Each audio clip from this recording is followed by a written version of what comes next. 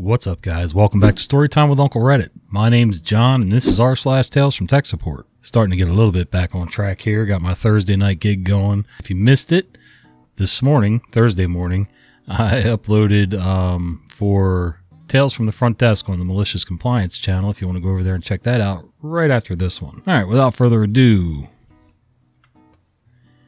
can't access any network drives. Just had a ticket that took nearly a week to resolve that I still can't believe. I work for a third-party IT company, Company A. One of our clients, Company B, had an employee we will call C. Well, that's not too confusing. I had just set up a new laptop for C to use after her previous one just decided to hit retirement early. I physically met her at their office, confirmed she could log in, confirmed she could map and access her network drives, then went on my merry way. Panicked calls the next day about how she can't access her network drives at home. They use a third-party VPN to access on-premises resources, including Active Directory, which I know worked fine since I configured and tested it off-site prior to delivery. We couldn't even enter the direct name of the file share on the network. Nothing we were doing was getting her access to her network drives while on her home network. Then I finally managed to get this error. The domain controller could not be contacted for the authentication request. Check her network settings and yup, there it is. Her home network was using a non-standard subnet, for her home at least, which happened to be exactly the same subnet as Company B's office intranet. The only reason we found out now was because upon giving her a new laptop, when her home router assigned her an IP address, it happened to give her the exact same IP address as the domain controller. Her computer techie husband fixed their home network. She's fine now, but seriously, what are the odds? The odds are pretty good, evidently. At least her husband was able to help her kind of work through the actual fix on setting it up differently. Yeah, I don't know enough about networks to know what the odds really are for that. I kind of let most of my stuff do the automated, assigning of IP and whatever. I'd like to get to the point where I can set up an internal network in the house for all of us to work from for files and different things like that. But, yeah, ain't got time for that today. When I asked her to reboot, she got it half right. Reading another tale of someone switching off the monitor and saying they've rebooted reminded me of this tale from a long time ago in a job far, far away. The error reporting system was down, so it was everyone calling for everything day and all of us on the phones only. I can't recall what this lady's problem was, but I recommended a reboot, which, yes, I had to explain meant turning the computer off and back on again, as yes, she turned off the monitor usually. I knew things had gone wrong when I heard the phone being put down. She came back to the phone to say that she had switched the computer off but couldn't switch it back on again. It turned out she turned it off at the mains, and amazingly, it didn't switch back on when she switched the mains back on. She then wanted to know where on the PC the power switch was. Stop it. Get some help. She was in the building and I was about to go upstairs as she didn't get that I couldn't describe exactly where the power button was. Loads of different PC types. But thankfully a colleague of hers was technical enough to locate the power button for her. At least she knew that, she had to, turn it off completely. Although you did have to teach her that, but still, she retained that part. Now you just got to teach her how to turn it off without going and shutting the breakers off. So, I'm not sure how good that is for a PC, but... Eesh. Tell me you needed that server after we decommissioned it. Years ago, we had a project to get rid of zombie servers. Zombie servers, besides wasting resources, can be taken over by bad actors, but that leads to a tale for cybersecurity. Anyway, what would happen was the people would set up a server, then just forget to decommission it. We did an audit and took note of servers that were not being used, and we communicated the best we could with the known server owners. After a couple months, we removed the servers from the network. Then we let them sit for a couple months. Occasionally, a customer would say, "Hey, where did my server go?" And we tell them to keep better track of their equipment and put it back in service. But most of them were abandoned and we would decommission them. The number was in the thousands, probably 10% to 20% of all the servers we had. One server got through this process and we were in the process of decommissioning it. We had removed the disk array and were starting to wipe the disks. I think it was a RAID 5. Lo and behold, the customer calls up all in a panic. Seems they needed that server once a year. And we're all like, gee, don't you ever read your emails? Oh, also, they didn't have a backup. Real smart for a critical server that you use once a year not to have a backup. We found a company that could recover the RAID array. We removed the disk array from the server. From our scrap pile, we kludged together a couple of old computers with a RAID controller and connected them to the internet through a secure tunnel. This enabled the vendor to recover the data. It took them a day or so, but they were able to do it. The recovered data was copied to a USB hard drive. While the recovery was in progress, we rebuilt the server with a new array. We didn't want to touch the original disk just to keep our options open. We went to copy the data back to the server, but all the server had was a USB 1.0 port. It was going to take forever. Fortunately, there was a micro center a few miles away, and one of the guys races over there before they close, because you always find you need stuff with minutes to spare.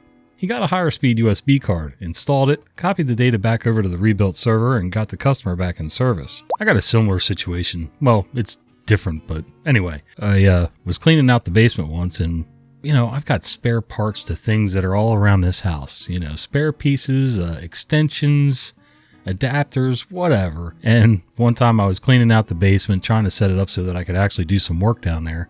And I threw out a bunch of old parts to things that we hadn't used for 3 or 4 years. And then about a week later, my wife asked me where a certain part was, and it was in that group that had gotten tossed out.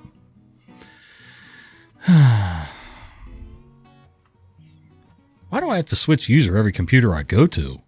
Hey all, I'm just IT support. First year in IT will be in 1 month. And I do my best, but by no means am I experienced or know a bunch like most of you, lol. But today was the first time I've had a situation come up that I felt I wanted to share in my first time posting. So I work at a credit union. A ticket got placed detailing the struggles of a manager having to always log off and lose where they were at in order to log in to help out the tellers up on the line. Then they pointed out that their switch user button was gone. Some info to preface the rest. We are in a VMware environment and push all their computers out to HP VMs for some good reasons. One of them might be painful to know. This exact situation. VMs are a very good solution if you have to move around a lot and don't want to have to log off. Just a roaming profile and you can go log in at any station and pick up where you left off.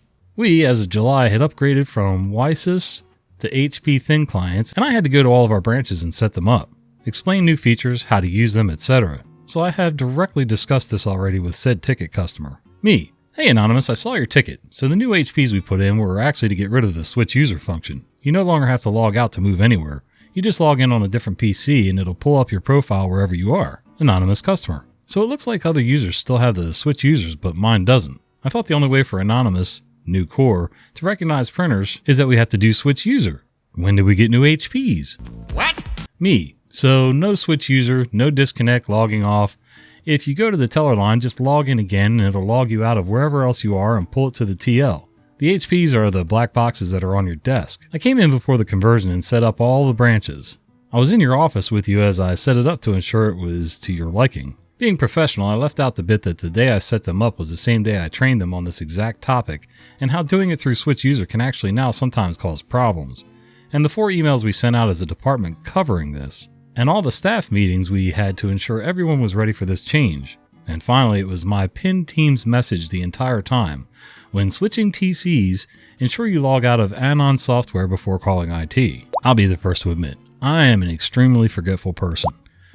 But there's certain things that, okay, I may not remember exactly how the switch user and just logging into a new workstation and whatever works, but at least I would remember enough to know that we got some new machines and we got some training on something very similar to this. It's probably what I'm thinking about.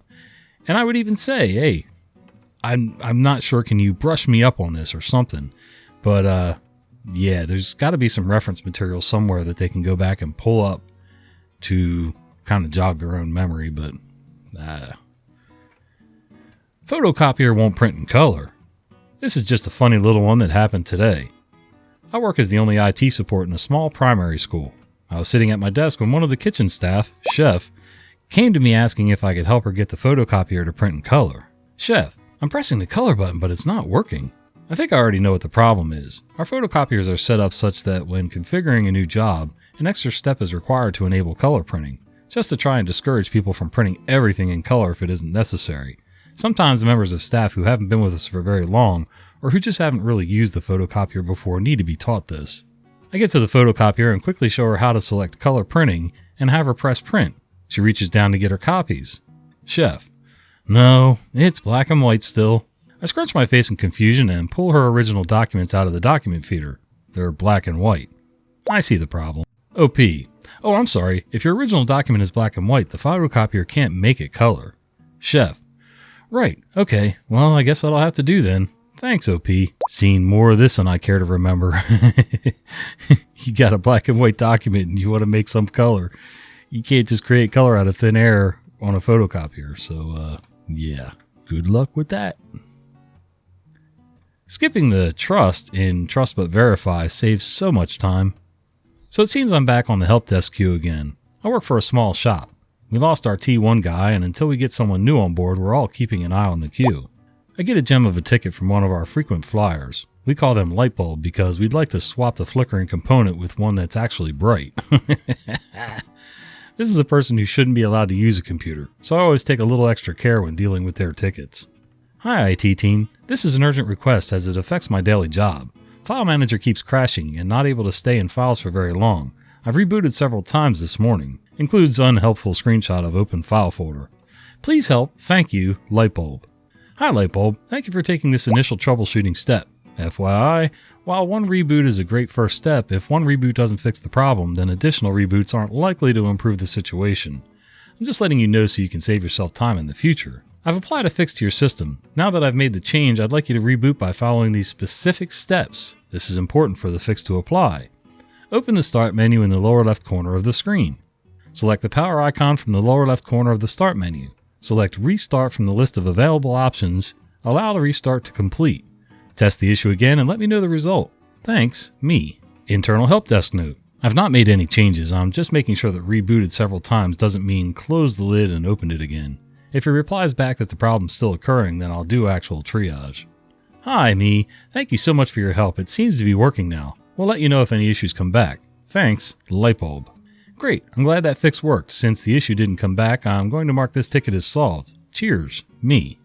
My boss saw the ticket and the updates. I thought he was going to tell me not to be so cynical towards our users, but instead we all had a good laugh about the outcome.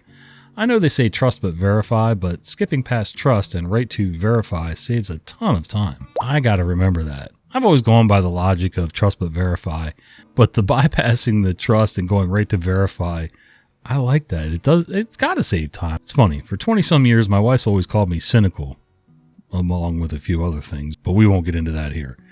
Anyway, yeah, I'm a little cynical because, I hear people talk and I see their mouths moving and then they wonder why I'm giving them this strange look like, are you stupid? Did you eat paint chips when you were a kid? Did your mom drop you down the stairs too many times? Like, what are you talking about? So far, I've managed to keep those voices inside my head, but the look still comes across my face. And it's one of those filters that I don't know that I've ever had it, to be honest with you, but oh well, what are you going to do? All right, guys, while you're waiting for the next upload, do me a favor. Check out this video right here. I think you're going to enjoy it. See ya.